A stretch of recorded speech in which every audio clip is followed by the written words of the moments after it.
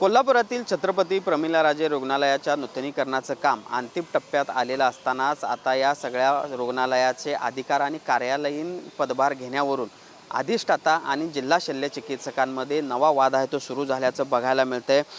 जिल्हा शल्य चिकित्सकांचं जे कार्यालय आहे ते अधिष्ठाता यांनी घेण्याचा प्रयत्न केला आणि त्यामुळे एक नवा वाद आहे तो तयार झालेला आहे। हा सगळा वाद पाहता आता जिल्हा शल्य चिकित्सकांचं जे काही कार्यालय आहे ते पूर्णतः बंद करण्यात आलेलं आहे। या सगळ्या कार्यालय परिसराला बॅरिकेटिंग करण्यात आलेलं आहे। त्याचबरोबर जिल्हा शल्य चिकित्सकांच्या किंवा एकूणच CPR इमारतीचं जे मुख्य द्वार आहे त्याला आता कुलूप लागल्याचं आपल्याला बघायला मिळतंय। वर जरी हा अधिष्ठाता आणि जिल्हा शल्य चिकित्सकांमधला वाद दिसत असला तरी वैद्यकीय शिक्षण मंत्री त्याचबरोबर आरोग्य मंत्री यांच्यामधला हा वाद किंवा या विभागांमधला हा सगळा वाद आहे तो समोर येताना बघायला मिळतोय। कारण नेमकं CPR वर अधिकार कोणाचा यावरून हा सगळा वाद आहे तो सुरू झाल्याचं देखील बघायला मिळते आणि त्यामुळे मंत्री हसन मुश्रीफ यांनी लवकरात लवकर आम्ही या सगळ्यावर तोडगा काढू असं जरी सांगितलेलं असलं तरी तुर्तास आपण बघतोय की ज्या पद्धतीने या सगळे अधिकार वापरण्याचा त्याचबरोबर कार्यालय ताब्यात घेण्याचा प्रकार झाला त्यानंतर आता CPR मधील मुख्य प्रवेशद्वार असलेले किंवा एकूणच शल्य चिकित्सकांचं जे मुख्य कार्यालय होतं त्याला कुलूप लावण्यात आलेलं आहे आणि या सगळ्यावर तोडगा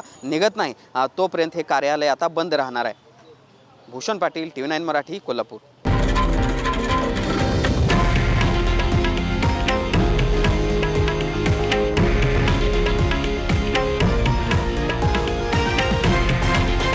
हे आहे देशातील नंबर 1 न्यूज नेटवर्क आणि आपण पाहत आहात TV9 मराठी, एकमेव।